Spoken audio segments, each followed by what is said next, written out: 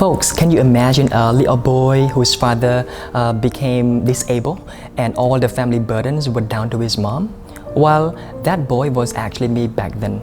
I was born and raised in a struggling family in which my father had become disabled since I was 7. I endured a lot of hardships in my teens, yet I never gave up on fighting for my further education. Well, as it says, there's always light at the end of the tunnel, and that was true to me. Consequently, my life evolved for the better as I sharpened my knowledge. This is literally a perfect example for our society these days, and this actually happens to me, and I believe that it also happens to some of our children these days. I strongly believe so much in education because it was the main tool that once transformed me into who I am today. Good day everybody, I am Nasid, an ESL head teacher from my Zatong campus. Today I'm gonna share with you the impacts of poverty on children's education and their future career paths.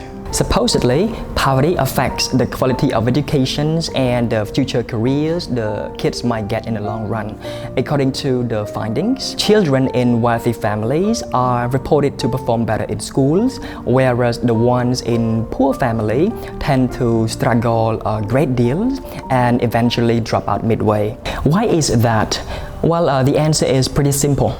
The kids from wealthy families are provided with better care, more appropriate food to eat so their brain can function better, and more attention from the parents, while the ones from the poor families are not able to be registered in good school that can provide them with good educations and access to advanced technology. On one hand, they have to go to school. On the other hand, they need to find jobs in order to support the families.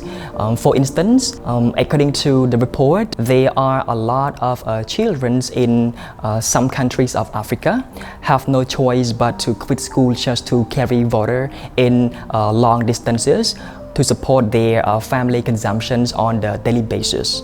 As a result, the student provided with a proper schooling are likely to succeed more in their lives and get jobs with high salary standard, while the ones from poor families, the opposite is true.